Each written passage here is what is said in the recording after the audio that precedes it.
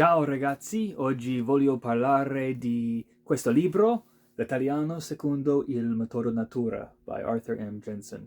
Hey guys, this is Pastor Ben. I want to talk about this wonderful book, Italian According to the Nature Method, which is put together by Arthur M. Jensen. So this is a bit of a different review video for me from a couple of vantage points. First off, I said at the beginning of the year that one of my goals for 2025 was to spend time reading bigger books, not just small books, and I think this qualifies. This book is just over 750 pages long, and so one of the things I mentioned in my video at the beginning of the year is that part of my plan for reading through some of these bigger books was to sort of break up my review, so just review maybe a portion of a larger work. And so I have a couple of bigger theology books that I've been reading through as a pastor. That's kind of the meat and potatoes of my reading diet. But I want to do kind of part one of a review of this book. And I'll explain why I'm breaking it up the way I am here in a moment. But this is a different review video from a second vantage point because this is my first review of a book written in another language, a language other than English. So I have been trying to teach myself Italian for the last month or so, and I might at the end of the video try to explain why I've taken up the study of Italian. I don't know how long this review will go. If I have time, I'll do it at the end of this video. If not, let me know if you're interested in something like that, and I could do a separate video on why I'm doing Italian and maybe some of the other resources that I've found. But this has been sort of the main book that I've been using to study Italian, and it is a phenomenal resource. So this is a book that it's in the public domain now. In fact, I will put a link to a PDF of this book that you can look at and download for free. It's something that's freely accessible. It was published originally back in the 60s, I think 1962, by a group called the Nature Method. They no longer exist, but they were a group that put together kind of textbooks for language learning back in the 40s and 50s and 60s. And the most well-known book that they produced, let me bend down for a second.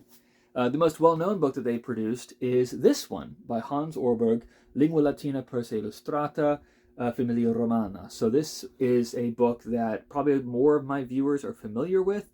If you're in the classical education realm, or you love ancient history, you've probably heard about, if not actually seen or used, this book. This is a phenomenal book to learn Latin, and what it does is to basically introduce you to the language in very short, simple sentences that are easy enough that you can actually understand them without knowing Latin.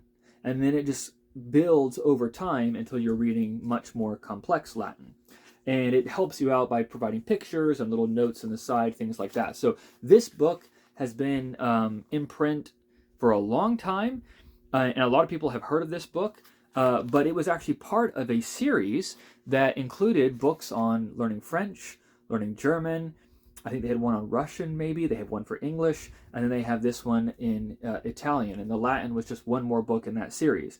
Well, since those were all published, the Latin book, for different copyright reasons, kind of continued to be published and has experienced something of a renaissance in the last number of years. A lot of people with the internet have discovered it and found it to be a phenomenal way to learn Latin.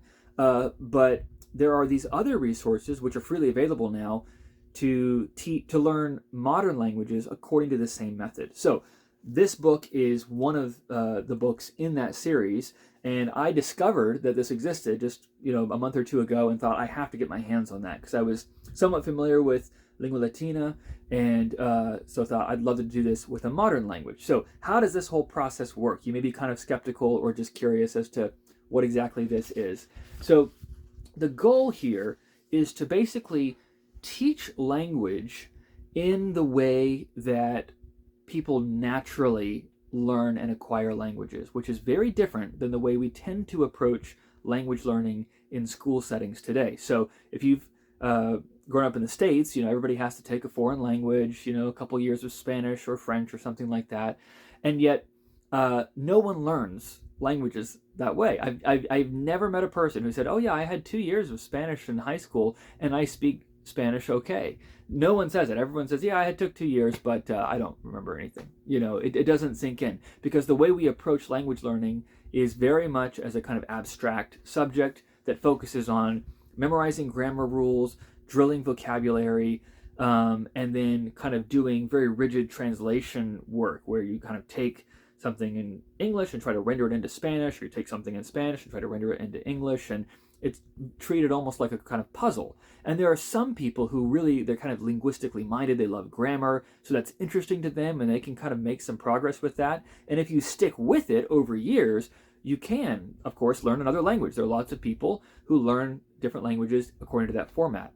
But it's not really kind of cutting with the grain of how our brains are naturally wired. And there's lots of us who would say, oh, I'm not good at learning languages. Ironically, though, we're saying that in a language that we ourselves learned. All of us grow up speaking to a very high level the languages that are native to us. So how did we learn those languages? Well, we didn't learn it by grammar drills and vocab flashcards and quizzes and things like that. We learned it by lots and lots of exposure, and by being exposed to language that was kind of digestible for us, and then that slowly building over time. So by the time you get to be the age of my kids, I've got an 8-year-old down to newborn, and 3 of the 5 are already speaking. All of them understand some words already, even the baby who is just a month old, and my 6-year-old and my 8-year-old have actually a pretty high level of English. If a foreigner were to be able to speak English as well as they could, they'd be fluent. It'd be amazing.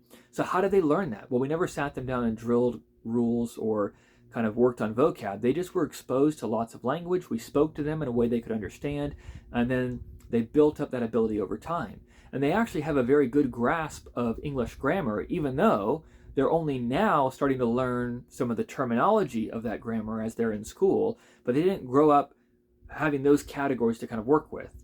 And so about 50, well, probably more than that now, but mid-20th century, there were a number of linguists, Stephen Krashen is a name that will often kind of come up in these discussions, that said maybe this is more how we should be approaching language learning. And I'm not going to turn this video into a full commercial for comprehensible input. That's kind of the category or the pedagogical style that we're talking about here. But what Krashen and others said was we should be leaning more heavily on the way that we naturally acquire languages, rather than turning language learning into this kind of academic grammar translation process. Most people end up falling off that bus. So how can we teach languages in a way that's more organic and natural? This textbook is one attempt to do that, and it's doing it with Italian. So how do they do that? Well, let me just show you the first page here. So this is La Famiglia Rossi, the Rossi family. We have Bruno, Pietro, Teresa Rossi, Carlo Rossi, Pia e Maria. And underneath you can see it tells you, okay, un bambino, una donna, un uomo, una bambina, una bambina. So you can see, okay, here's Bruno Rossi. He's a boy. Peter is a boy. Teresa is a woman. Carlo is a man. Just sort of gives you enough labels to kind of have, okay, I've got a bit of vocabulary. And then here's the very first sentences that would encounter if you picked up this textbook. Carlo Rossi è un uomo. Teresa Rossi è una donna. Bruno è un bambino. You see, it's just very simple. And you can figure out, just being an English speaker, having some exposure to, languages. Okay, Carlo Rossi is a man. Teresa Rossi is a woman. Bruno is a boy. And it just goes from there. Just adds a little bit.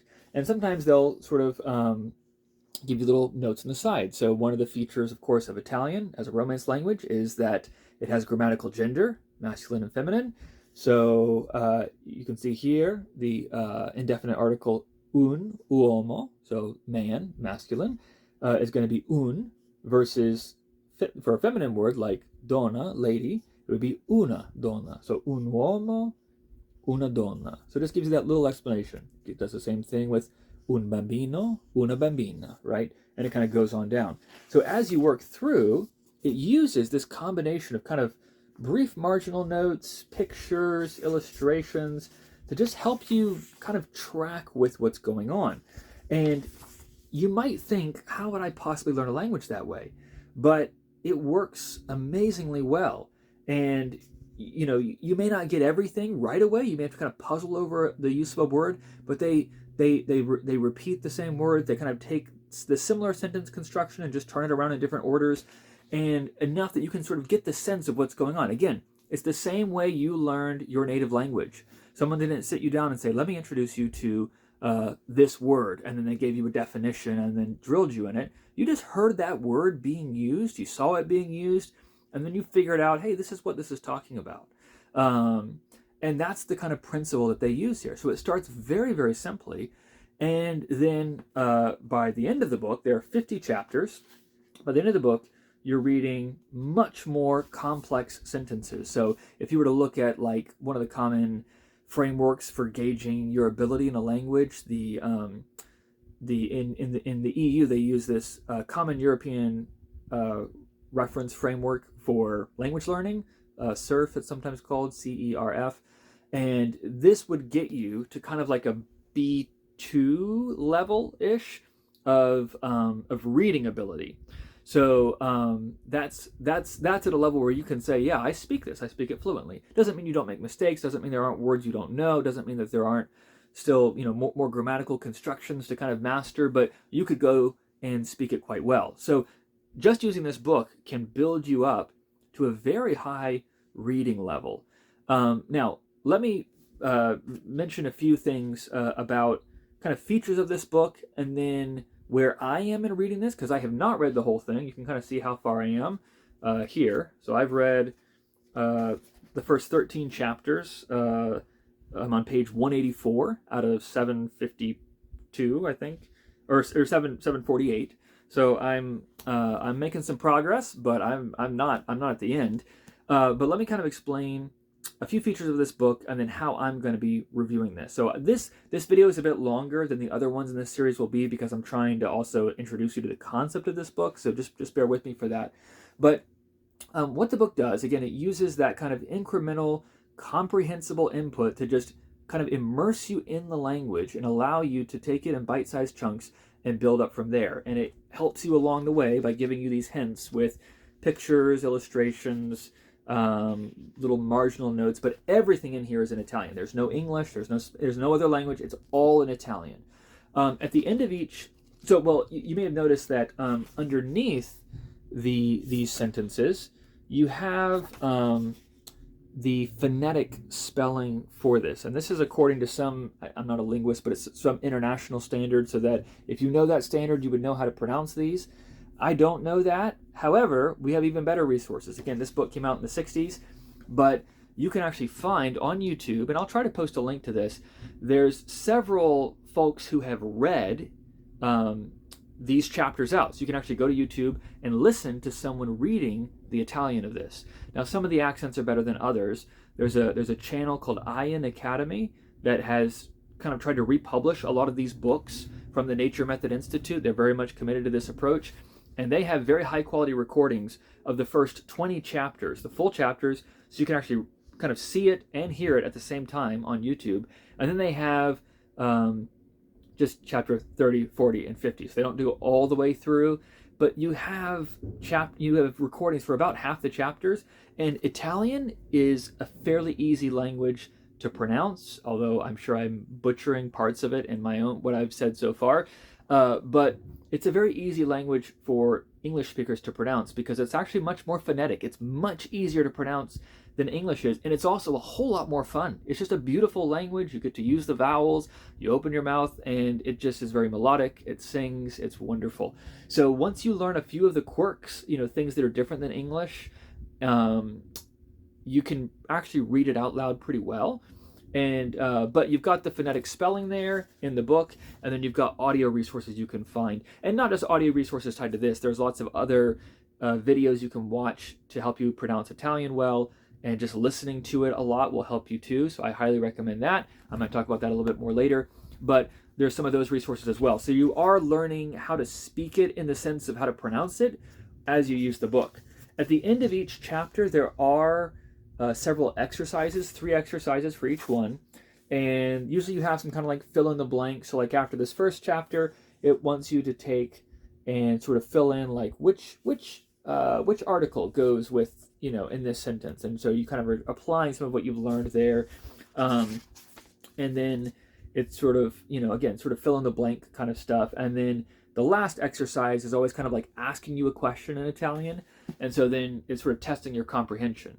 So it gives you a chance to, then reply, and you can either answer it in English, or if you really want to challenge yourself, answer in Italian, right? So you've got exercises you can do that will kind of help confirm your comprehension and kind of build from there. So let me talk now a bit about how I'm doing these reviews and a bit about how I'm using this resource as a whole. So I told you I want to break this up into smaller chunks, and what I've decided to do is to do a review video for each set of 10 chapters. So there's 50 chapters in this. There's going to be 5 videos in this series. I've read through the first 13 chapters. Today I'm going to kind of give you an overview and my thoughts on the first 10 chapters. And then when I get to chapter 20, I'll do another video. Chapter 30, I'll do another video. Part of why I'm doing that is because, this book, I find a lot of people are not aware of this book, but if you dig around online, you can find people talking about this book and kind of giving their thoughts. But something that I have been looking for and have not been able to find is someone who can help me to know kind of how far does each section take you, some people I know have read the entire book, others just went through like part of it, but I'd like to kind of know, how is this structured? How do you kind of see your ability growing, So if you study language stuff and you're in the comprehensible input space, you're probably familiar with a website called Dreaming Spanish, which is actually designed to teach you Spanish through comprehensible input. It uses not a book, but videos. It's a phenomenal resource. I'm hoping to dig more into that once I've built up my Italian levels more where I want them to be, which is about a B1 level. And you find lots of YouTube videos of people sort of giving their like updates of, hey, after 100 hours doing Dreaming Spanish, here's where I am. So I'm kind of using that format and thinking, okay, I'd love to sort of say, okay, after 10 chapters of this book, where am I? After 20 chapters, 30 chapters, 40 chapters, where am I in my ability? So that's part of what I'm doing in this series, is trying to kind of give those periodic updates so people can track my progress. It's accountability for me. And then maybe it's helpful to somebody who's trying to get a feel for what's covered, in this book. So what I've been doing is, for my own study, is I've been trying every day to read through, at first I was doing a chapter a day.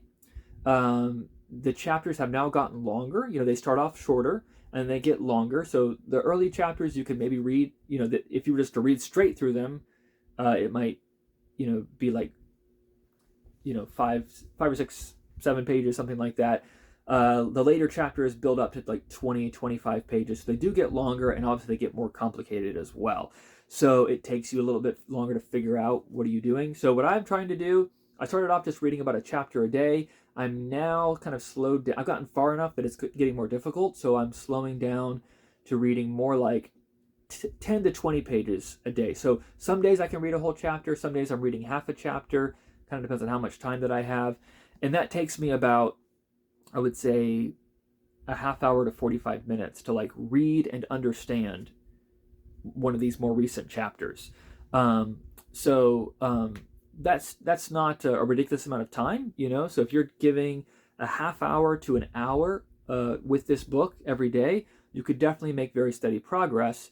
And I think that's the way to do it too, because part of what you're getting is the repetition of words. So if you have long gaps between, time that you're reading, it's going to be harder to make progress. So I would encourage you to take some sort of daily schedule, read a little bit.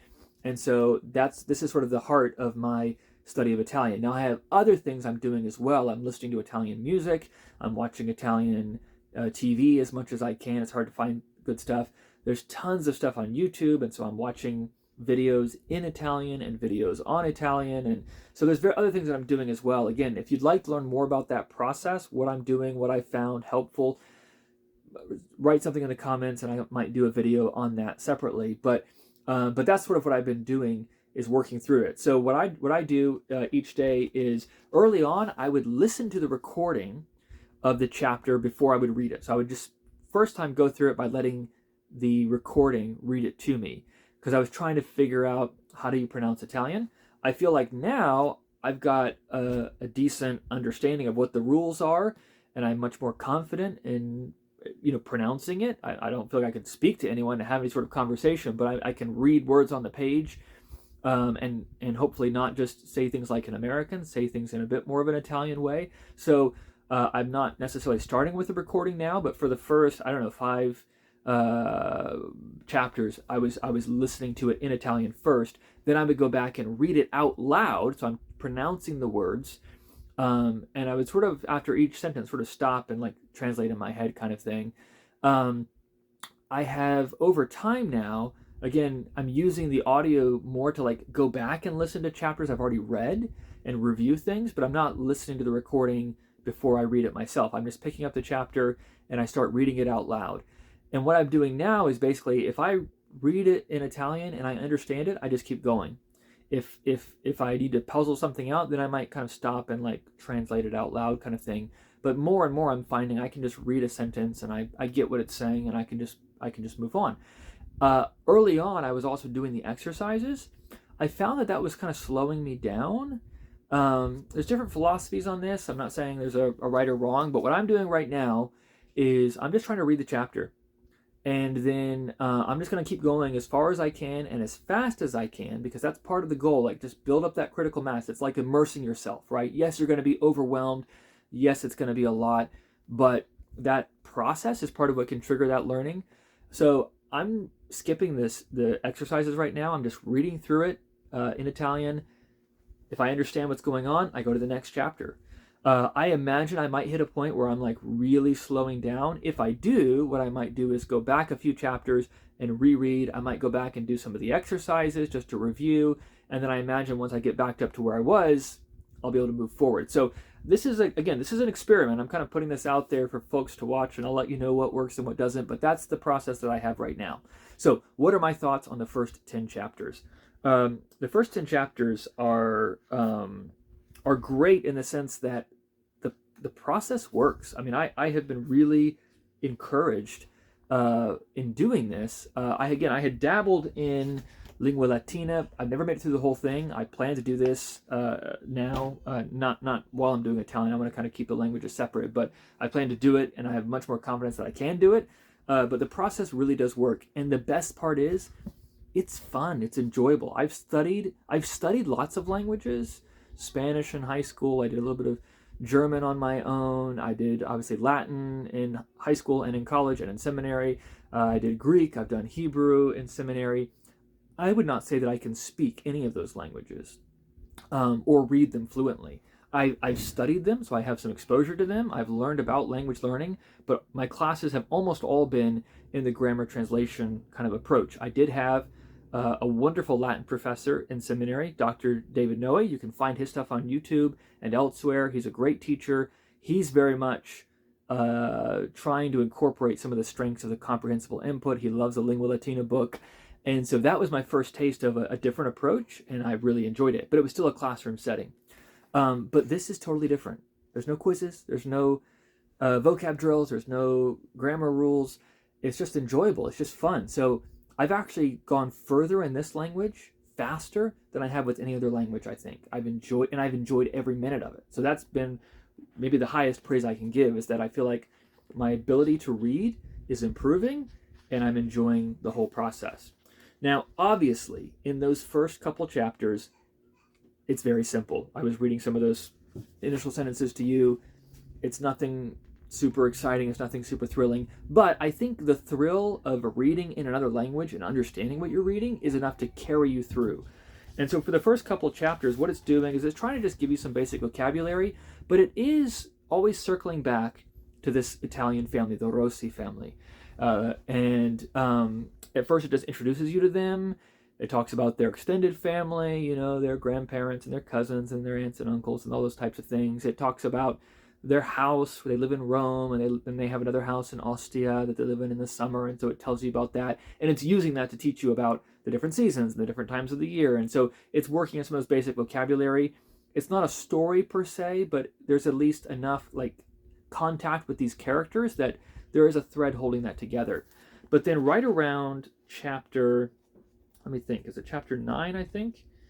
Yeah, chapter 9 is a turning point because it's called Il Compleanno, which is the birthday, and it's Teresa Rossi's birthday, the mother's birthday, and so it tells kind of the story of what they do on her birthday and how they celebrate it, and they meet up with their cousins and they go shopping, and in that chapter they start to get some dialogue. So it's not exactly a story yet, but there's a bit more interaction. Now later on, in fact, I just this morning finished reading the first chapter in what is actually a story, and it's going to span numerous chapters. And so what I understand of this book is that it introduces you to the story of the Rossi family, and then later on we'll actually go as well into kind of the history of Italy. And so there's going to be more to come, and the content gets more and more interesting as you build up some vocabulary and you're able to work more with complex sentences. But the first 10 chapters, just kind of dip your toe into that. I would say the first 8 chapters is pretty much just trying to introduce you to basic vocabulary and grammar in an organic way. It's not the most exciting stuff, but for me, the thrill of reading in another language and understanding it carried me through that. I think the key there is do it quickly. Like, make your goal to get through the first 8 chapters as fast as possible, in a sense. You still want to understand it, but get through as fast as possible, because then it will get more interesting and the chapters will carry you through. If you obsess over getting every detail and memorizing every word and doing every exercise, I think it's going to take you a long time to get through the first 8 chapters, and there's a good chance you're going to fall off the train because it's just not interesting enough content. But my advice at this point would be go through as quickly as you can those first 8 chapters, because once you get to chapter 9, it starts to become a little bit more interesting, and by the time you get to later chapters, which I'm already reading, it's really interesting, and it will pull you along. So I'll do a full review of the next 10 chapters in the next video I do in this series whenever I get through chapter 20. But that's my thoughts on the first 10 chapters. And I don't think I'll say anything more about why I'm studying Italian or what else I'm doing. Again, if you'd like to see that, write me a comment. If I get a few folks who are interested, I might do a video on that. But I just wanted to kind of introduce this book, introduce this series, and already I can say I would definitely recommend, if you have any interest in learning Italian, to get your hands on this book. So this is, I said it's out of print. The PDF is free online. There's a link in the description below. You can find audio recordings. I'll put a link to that as well. There are a couple of different ways you can buy this in print. This was the most affordable one. This was $30 for the 750-page book. Yeah, it's a paperback, and it's kind of a behemoth book for that. It's nothing fancy. They just sort of took the scans and put them in, but it looks fine. It works great. I'm going through it right now. I'm going through it with my 8-year-old daughter. So she's on chapter 3. I'm on chapter 13. She's on chapter 3. Her little sister made her this great bookmark with the Italian flag and a piece of pizza on it. I love that. And she's been enjoying it as well. So that's high praise too. You can be 35 like myself. You can be 8 years old, and you can kind of work through it. It works for anyone. So this is a longer review, but a bit of a different video. So hopefully it's been interesting. And I would definitely recommend anyone who wants to learn Italian to get this resource, L'Italiano Secondo, Il Metodo Natura, Learn Italian Naturally by Arthur M.